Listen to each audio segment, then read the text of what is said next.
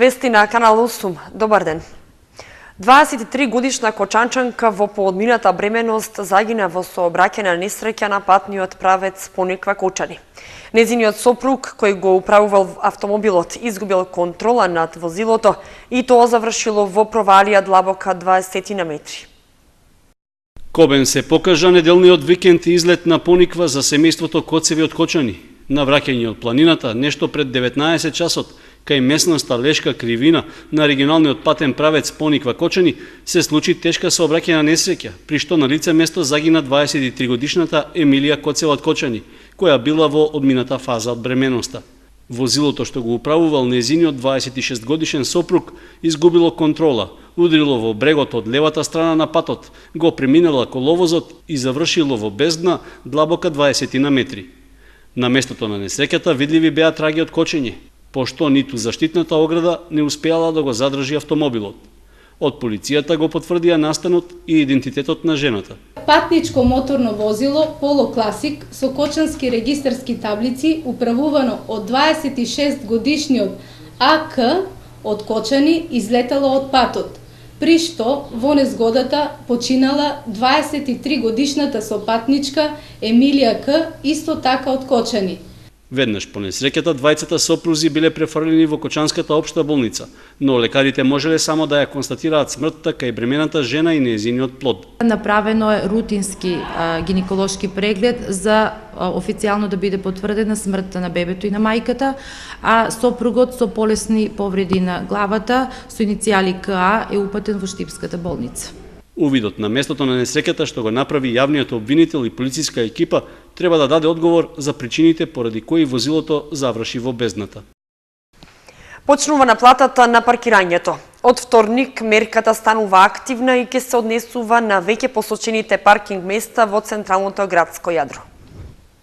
Платениот паркинг во Кочани од вторник стартува официјално. Димитровски вели дека комуналното јавно претпријатие Водовод ги направило завршните подготовки и дека мерката може непречено да стартува. Тој порача дека целта со оведувањето на оваа мерка не е материјална. Уште еднаш сакам од овде да ја пратам пораката дека целта на овој платен паркинг не е никаква финансиска добивка, било на комуналното претпријатие Водовод, било на општината, туку е целта средување на оној сообраќајен метеж кој што го има во центарот на градот. Очекувам дека со оваа мерка во строгиот центар ќе се поведе ред. Усвоениот метод на работа не е конечен. Тест периодот од 3 месеци треба да даде насоки како понатаму трајно ќе се спроведува наплатувањето на паркингот. На површина ќе испливаат и оние недостатоци или мани кои што ги имаме и во одлуката на Советот и во правилниците, така да оваа материја ќе биде и понатаму предмет на разгледување и на службите во комуналното претпријатие, и на службите во општината, и на Советот на општината. Се со цел за подобрување на условите во градот Кочани. Кочани е прв град во регионот што воведува платен паркинг. Тој ќе се наплатува на одбележаните места на големиот паркинг во трговскиот центар, улицата Маршал Тито од популарниот триаголник до поштата, на кракот што ги поврзува улиците Маршал Тито и Димитар Влахов кај трговскиот центар, паркинг просторот на улицата Димитар Влахов кај Фондот за здравствено осигурување и на паркингот пред кулата Треска.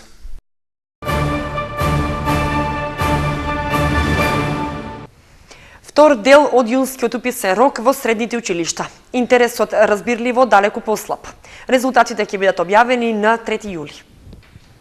Во првиот ден од второто пријавување по првиот уписен рок за упис на ученици во средно образование, во Средното општинско училиште Гошо Викентиев се пријавиле 13 полуматуранти, а уште толку се примени од претходното пријавување поради исполнување на условите, односно поради намалување на бодовите потребни за задоволување на критериумите за упис. Намалени од 45 на 40 се бодовите за трите профили од машинската струка, машински техничар, енергетски техничар и техничар за компјутерско управување, како и профилите електроничар и електроника и комуникации. 43 ученици во двете пријавувања од првиот уписен рок во Средното општинско училиште Гошо Викентиев не ги исполнуваат условите. Во првото пријавување од првиот уписен рок се запиша 116 ученици. Во Средното општинско училиште Лјупчо Сантов на првиот ден од второто пријавување немало пријавени ученици. По првото пријавување, кога беа потребни 60 бодови, се запишаа 127 ученици, а вкупно се пријавиле 185. Потребните бодови од 60 се намалени на 50. Вториот дел од јунскиот рок за упис во средно за полуматурантите е на 30 јуни и 1 јули, а резултатите ќе бидат објавени на 3 јули. Вториот рок за запишување е со едно пријавување на 21 август. Училиштата кои по двата уписни рока нема да ги пополнат слободните места, ќе може да запишуваат ученици до 29 август. Нов салон за мебел во Скопје отвори компанијата Јумис од Кочани. Салонот се наоѓа на одлична локација во населбата Аеродром, во близина на небодерите што ги гради турската компанија Джевахер. На околу 300 метри квадратни корисна површина изложени се модели од најновата програма Современ мебел на Јумис. Дизајниран според потребите на современиот човек, изработени од екокожа и друг квалитетен материјал. Мебелот на кочанскиот производител веќе добро име познат на потрошувачите во Скопје, Македонија па и надвор од границите на државата. Свеченото отворање на новиот салон на Јумис се одржа во саботата, при што присуствуваа голем број гости, деловни партнери и потенцијални купувачи, за кои беше приредена богата забавно-музичка програма. Според менаџерскиот тим на Јумис, во план е понатамошно ширење на продажната мрежа на компанијата, со што ќе се освојат нови пазари. Истовремено ќе продолжи унапредувањето на производната програма со современи дизајни кои ќе може да конкурираат на другите производители во државата и на оние од странство.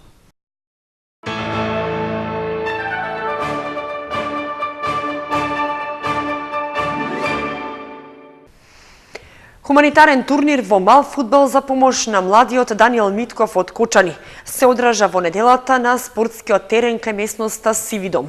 Организаторите дошле на идеја да помогнат во собирањето на неопходната сума за оперативен зафат во Кина, со што Митков повторно ќе може нормално да се движи.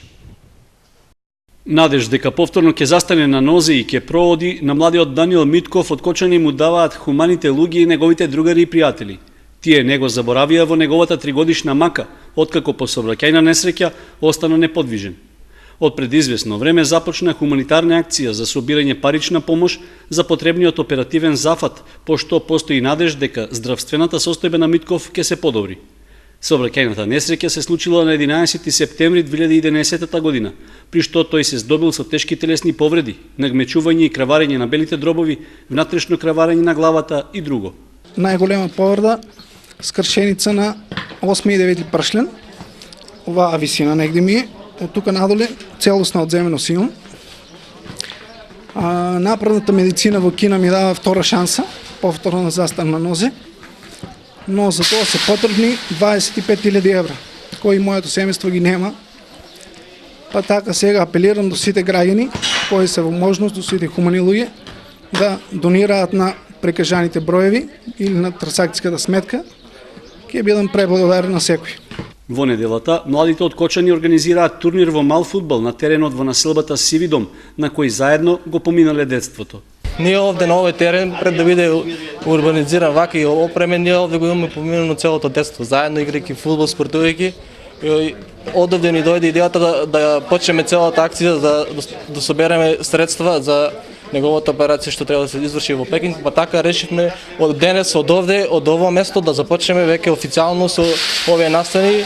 Од денес почнува овој хуманитарен турнир на кој што има пријавено над 25 екипи, вкупно негде околу 200 до 250 учесници. Се собравме многу екипи од Кочани, од Виница, од околните села и на некој начин да покажеме преку спортот дека на Даниел можеме да му помогнеме. Потребните средства, фала Богу дека не можеме си да ги собереме, но што можеме повеќе би било подобро. За хуманитарната акција се објавени и телефонски броеви за донација преку трите мобилни оператори. Митков е благодарен за иницијативата на неговите пријатели и на сите сограѓани за донираните средства. Ово е нешто многу големо за мене. За благодарам се на сите, на секој што е дојдол, што сака да ми помогне. Фала од срце на сите. Потребните парични средства на Даниел Митков му се потребни за лекување во болницата ВУ Медикал центар во Пекинг.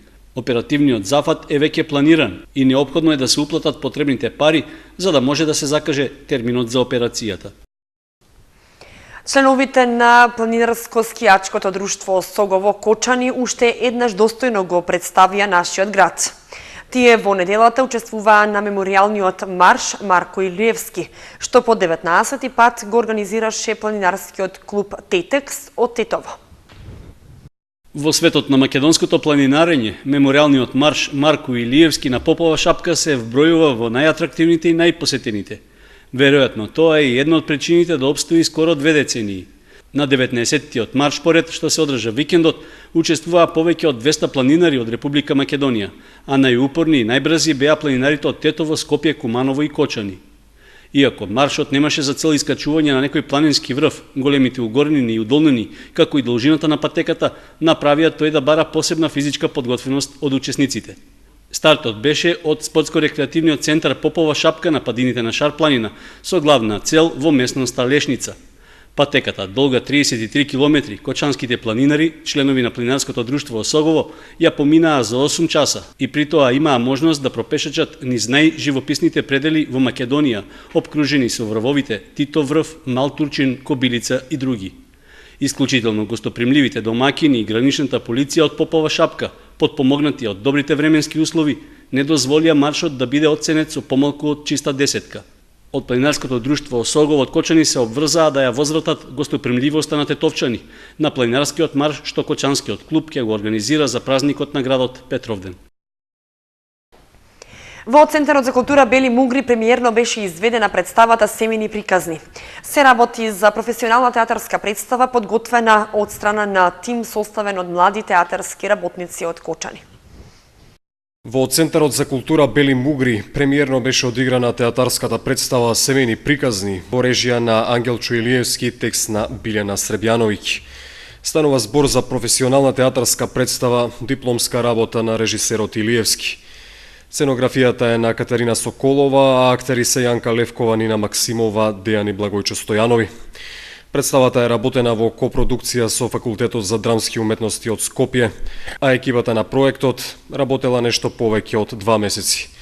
Во помал простор се случуваат комплексни ситуации, семени приказни инспирирани од општеството во кое живеат децата ликови во представата. Според режисерот Илиевски, тие се инспирирани од возрастните и при тоа прават своји семејни ситуации. За него е голем потфат да се направи ваква представа во Кочани, затоа што вели дека не добиле никаква подршка од општината и градоначалникот Димитровски. Според Илиевски, локалната самоуправа требало да ја земе под закрила премиерата на представата како свој историски настан, затоа што по 50 години во Кочани за прв пат се прави професионална представа. Тимот од оваа представа всушност е и првата компактна театарска екипа од Кочани, што по низа години излегла од Факултетот за драмски уметности.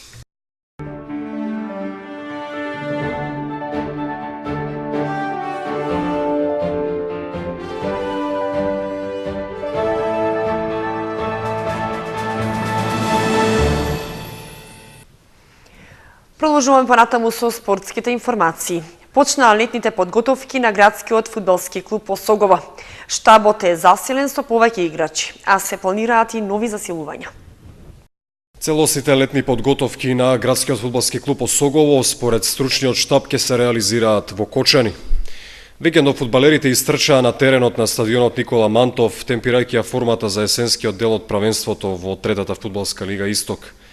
На правата прозивка се јавија 9 играчи: Александар Алчинов од Миравци, Христијан Јорданов од Карбинци, Стојанчо Манасиев и Николчо Ангелов од Чешиново и Стефанчо Цветанов од Локомотива Скопје. Се играчите што кон крајот на август ќе го облечат жолто-синиот дрес.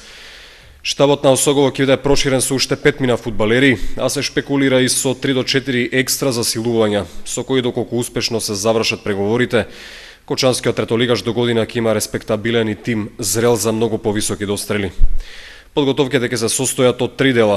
Првиот ги опфаќа тренизите на општа издржливост, вториот ќе биде во рамки на техничко-тактичкиот аспект, а во третиот ќе се одиграат и 8 подготвителни надпревари. Во наредните месеци половина, играчите според програмата секојдневно ќе одработуваат по еден тренинг дневно, а ќе имаат пауза од околу една седмица. Уште една информација од спортот. Тренерот на клубот за гимнастички спортови Кочани Николчо Колев е нов селектор на македонската гимнастичка селекција. Така гласа делегатите на изборот во хотелот Слив саботата. Колев во моментов е недостапен за изјава, поради тоа што со својата екипа е дел од гимнастичкиот повеќебој во Охрид.